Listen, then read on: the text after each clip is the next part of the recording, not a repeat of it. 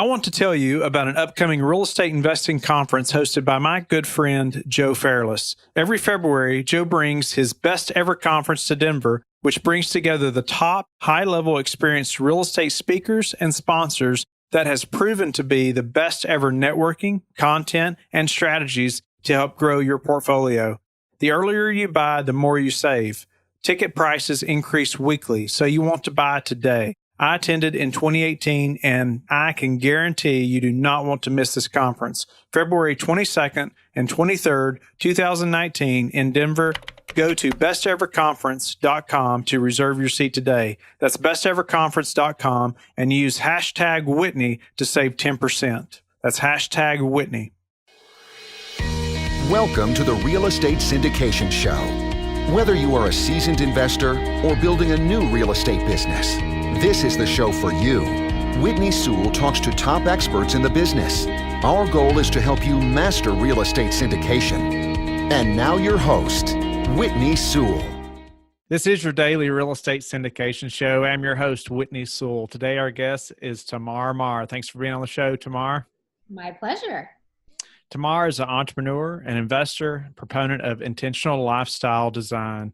With nearly 20 years under her belt working in the startup and small business arena, Tamar took the plunge to both launch her own businesses and invest in others. Tamar has been investing in real estate since she was 19, purchasing her first townhouse when she was a sophomore in college. That's impressive. And was and has owned rental property for more than 15 years. She's now also the host of Investing for Life podcast. Tamar, would you give us a little more background about just how you got into real estate? And obviously, we're going to move into why syndication. Absolutely. Well, I think that my most recent foray into real estate happened about 4 years ago. We have had rental properties for 15 years. We became accidental landlords. And I say we, my husband and I, after buying a house, a month after we moved into it, finding out that I was going to get a promotion that moved us across the country. So we decided to rent it out for 4 years while we were living in Minnesota. And it was amazing because I had all these checks coming in for the first time. I was like, oh my gosh, that covers my mortgage and part of my other mortgage. It was fantastic. So that kind of got us hooked, but it was a while before we dug back in with both feet there. And about 4 years ago, a little over, I knew that I was wanting to start my own business, and I just wasn't sure what it was. I had at the time been the COO for a regulatory solutions company on Wall Street. And at that time, I'd been working in small business for quite some time. And I realized that if I could help other people grow their businesses, knowing the achiever mentality that I have, I could start my own company and do fantastic at it. I was just so confident of that, but I didn't know what it was. So after many long conversations, my husband and I were talking about it. And I finally was like, okay, I'm going to build up a real estate empire for us to live off of. That is my chief aim. And so we started doing houses on auction, sight unseen, renovating them with our family, and then turning them into rental properties. And after about 3.5 years of that, I realized this is not going to help us reach our goals fast enough. If we're doing one house every 6 to 9 months and we're doing it all on our own and using our own money. And that's where the whole thing clicked in my head. The light bulb went on. And I decided to leave my corporate job and start a syndication business. And I'll just say, notice that I didn't say a hobby or a part-time gig. I actually decided to go into it full-time of syndicating apartment building complexes. That's impressive. So back up a little bit and tell us about, you left your job, you went into a syndication business. So what was your experience? Did you have any experience in real estate other than a few single family homes going into, the syndication business? I didn't. We, at that point, probably had about 4 doors, 4 or 5, something like that. I felt like we were really good at analyzing deals, and we were very careful at making sure we used an analysis tool so that we didn't get ourselves in trouble. We had super strict criteria that we wouldn't allow ourselves to fall outside of a certain, matrices so that we could protect ourselves and our assets. Other than that, no. But what I did have experience in And this is what I want people to hear, is how you can translate your experience in any corporate job or any other job into this business. Is I had experience growing small businesses. And each one of these assets that you purchase is essentially a small business. Your primary aim is to increase your revenues, decrease your expenses, and improve your overall net operating income, because the asset is valued by your net operating income. And so if I could do that in any other business across different industries, why couldn't I do it with this? It's more or less project management, task management, keeping people on time, under budget, and having a vision and knowing how to go after that vision and being super resourceful. So I didn't see it as not having, real estate experience. I definitely had some of that. I saw it more as, how can I use my business skills and experience to translate into this industry? It's just impressive, because most people won't pull the trigger to buy the first single family home, much less take the plunge into syndication or a large apartment building of any kind. So, how did you educate yourself, or how did you know how to do the first syndication, just going from 4 or 5 doors?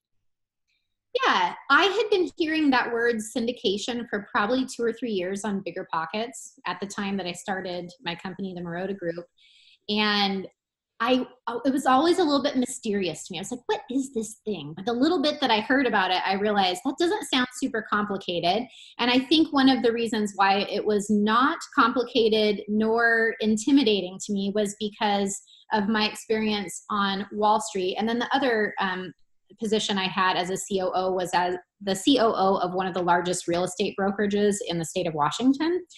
And when I worked for the company, the Regulatory Solutions Company, I dealt all day long with attorneys and regulations and the world's largest financial institutions. So if you know anything about syndications, they're dealing with attorneys, finances with the world's largest banking institutions, sometimes local banks, and a lot of regulations, right? And as well as investor relations and all this other stuff that comes along with it. But I felt like at least I knew a little bit about all of those things, and that wasn't intimidating to me.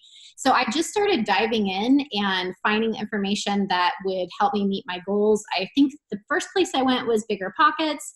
I started reading as much as I could about apartment investing at that time. And I know Michael Blanc was a great resource for me early on. And from there, I just started, it was like a rabbit hole. I just kept on going down whatever path that I could find. And from the time that I decided to do syndication, which was, I think, March of 2017, my goal was to have my first apartment under contract and closed under contract by September. So I was going to give myself 6 months to learn everything that I needed to learn. Well, by May, I had my first one under contract and I closed on that end of July. So it was like 2 months after I had made the decision. And I think part of that was because I was very, very intentional, and I started talking to everybody that I knew about what it was that I wanted to achieve and wanted to see how those relationships could help move me forward. And mind you, when we did single family investing, we were not using other people's money. I wasn't going to networking meetings. I wasn't known as an investor. We were just my husband and I doing stuff on our own. And so I had to really make a name for myself and increase my believability score with others to achieve what I wanted to achieve. So where did I find out what I needed to know? It was a combination of Bigger Pockets, lots of podcasts. I probably read a couple of books, not necessarily on syndication, but more of things like tax strategies and some of the higher level stuff that's related with real estate investing, and just talking to a lot of brokers and property managers and anybody I could. You talked about increasing your believability. Can you elaborate on that a little bit and help the listeners, to be able to do the same thing? Yeah. Being believable is so important. So I'm going to give you an example.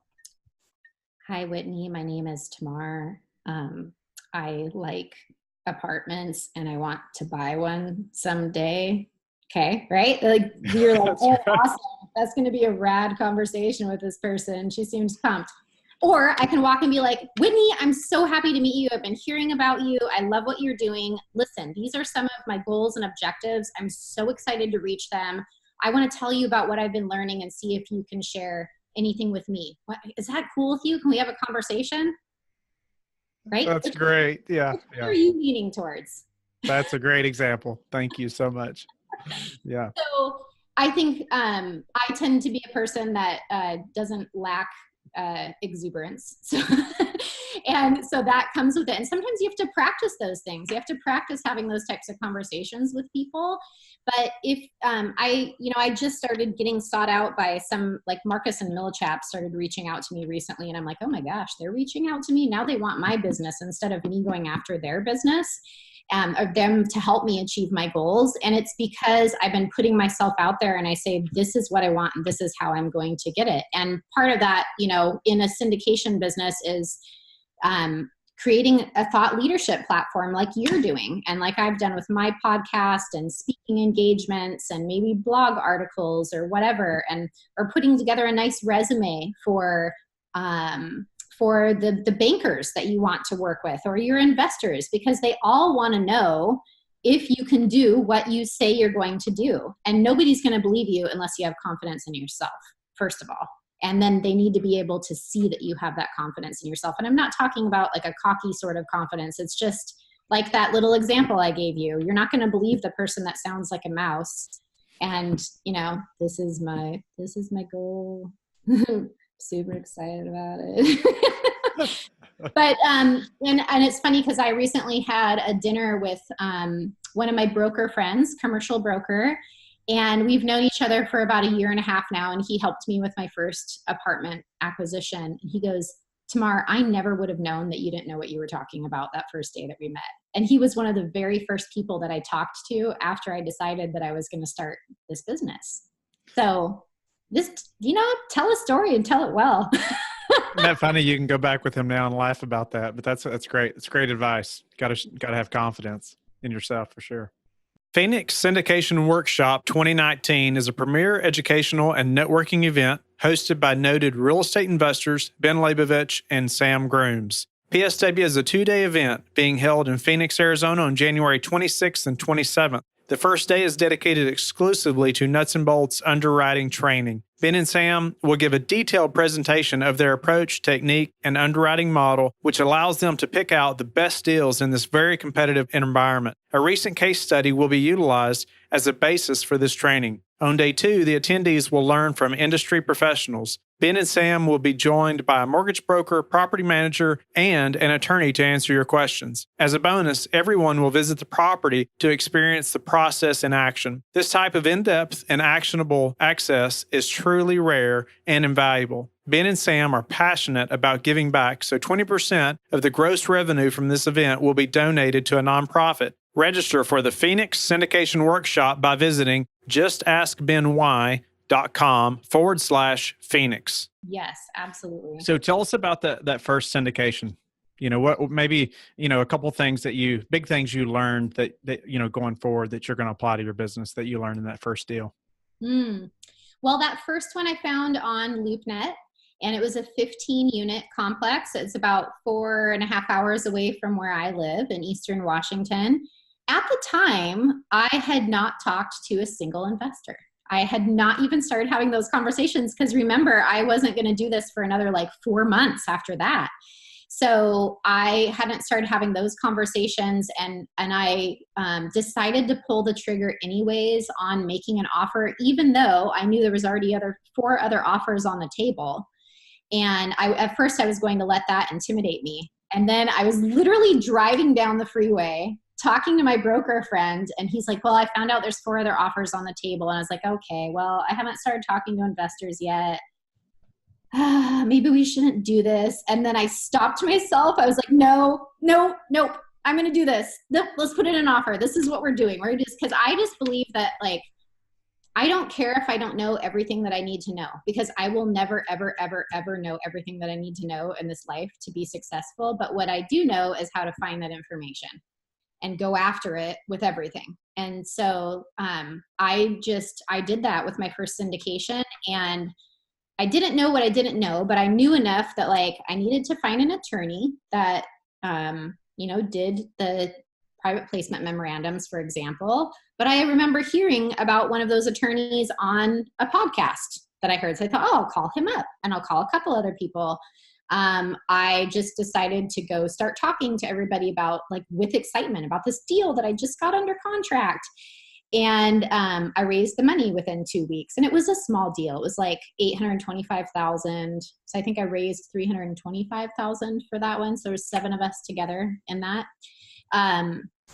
And so I don't know. I guess my biggest lesson out of that was that I don't need to know everything, and that I can find it out along the way. And I think too many people get paralyzed by indecision and analysis and feel like they need to study something for 5.3 years before they move forward. And if we do that, then we're never going to get where we want to go.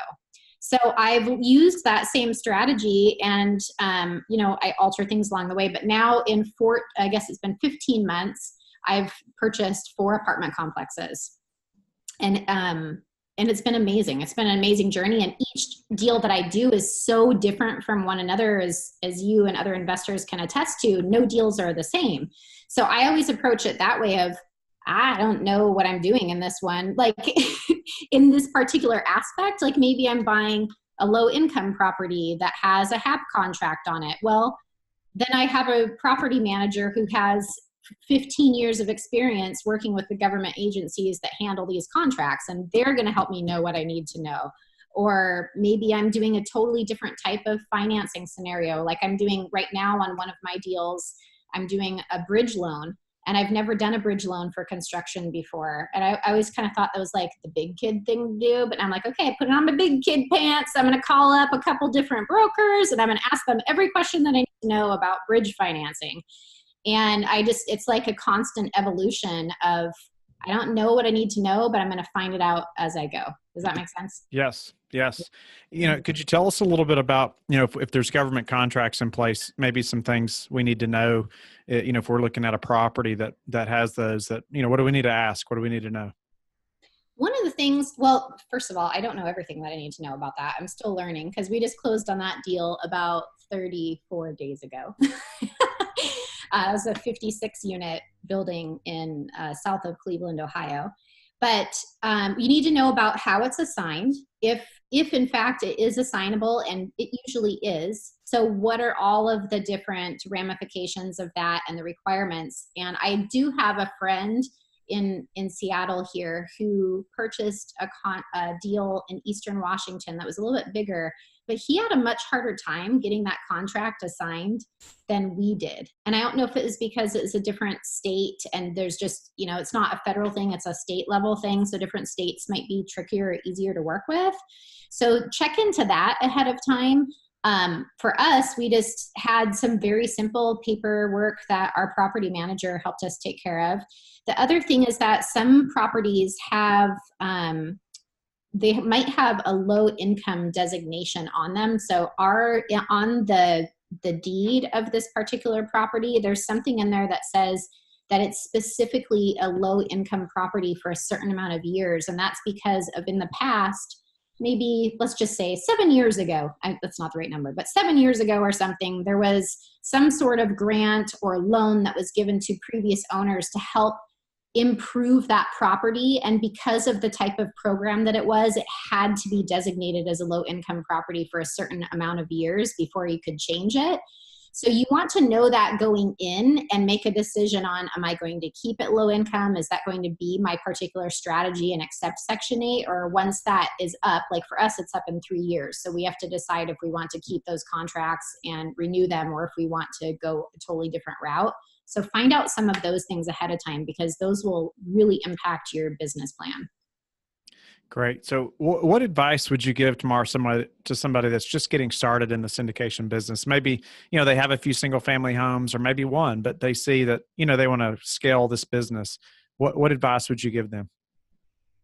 Well, I would align myself with other people who have done it ahead of time. And by done it, I mean other people who have successfully closed on syndications. I didn't know anybody who had done it, but I feel like for me, books have always been my mentors. And I don't feel like I necessarily need to have somebody in the same room as me. So podcasts these days have kind of become the equivalent of books or an addition to books for me. So I kind of aligned myself with other people and learned from other people who had gone before me. So do that. Another idea that I really like, and I've done this myself, is investing in somebody else's syndication. And the benefits of that are many, and I'll just outline a few of mine. I like to interview other syndicators and see, how do they handle investors? Are they treating them like a number, or are they treating them like a business partner and a human and somebody they want to be on the phone with or in person with? If they don't, that's your decision if you want to be treated like a number or not. But my whole point of that is, out of that conversation, see what feels right to you and then decide on how you want to treat your investors. So that's part of it. What are all of the, sit in on the webinar and hear what they did for due diligence. Look at the marketing package, have exposure to that. Look at all of their quarterly or monthly reports that they do, and cash flow analysis, updates, those sort of things. You can learn and get a real sense of how successful people do it. Or if you're like, oh, I'm not getting enough information, you might get the sense of, I want to offer more for my investors. So I think that is a fantastic resource and tool in giving you confidence to move on a deal on your own. Great advice. I have a couple people now that's investing in a deal, and that's their whole goal is to get into the business. And, we've agreed to set up certain calls, so they can ask questions and we can go over what exactly we're doing or is happening with the property. So, what have you found to be the hardest part of the syndication business? I don't really think anything is hard. I think every once in a while things get stressful because, like at closing, if things are not going well, that's with any real estate transaction. It doesn't matter. But for whatever reason, when you're dealing with a multi-million dollar property versus a $200,000 property, the stress level can raise a little bit. I think that, to do this really well, and again, this is my business, it's not a hobby. So I do this full time in addition to everything else I'm doing in life. It takes a lot of time and effort, and it's not a passive, like being a syndicator is not being a passive investor. This is setting yourself up for success for the future, for financial success. And so, all the meetings with investors and networking like crazy. I think I happen to be a mom and a wife. I have 3 kids. I homeschool 2 out of 3 of my kids. And I have a social life and I love adventure. So I'm out doing fun stuff. And so then I'm also like, how do I fit that into my business, or how do I fit my business into my life? So just kind of managing how much time you're spending on it. Cause I could be working on this all the time because I love what I do. I really do. But it can be challenging to fit in, particularly, like all the networking and investor meetings that you have to do in order to raise the capital that you need to be successful in this. What would you say is the top reason syndicators fail in this business? I don't know that I've known anybody that has failed in this business. But I would say that I'll say something I think would hold true to any other business scenario is not having integrity and not doing what you say you're going to do. Your reputation in this business matters so immensely. And that's why it's important to align yourself with other people who are going to challenge you in a good way and that are going to have the same integrity as you, or up your game in integrity, for heaven's sake. Like, be better, just to try to be better all the time. Because if you're lacking integrity and you're not doing what you say you're going to do, it's going to catch up with you. It's going to catch up with you quickly, and word gets around. It's a small world. I agree. It's a small community, actually, of people that are in this business. So word does travel fast. So what would you say that's the number one thing that's contributed to your success, or would you add to that? I don't know that, like, just because I feel like I have integrity, that's why I'm successful. I think there's so many different pieces of the success recipe.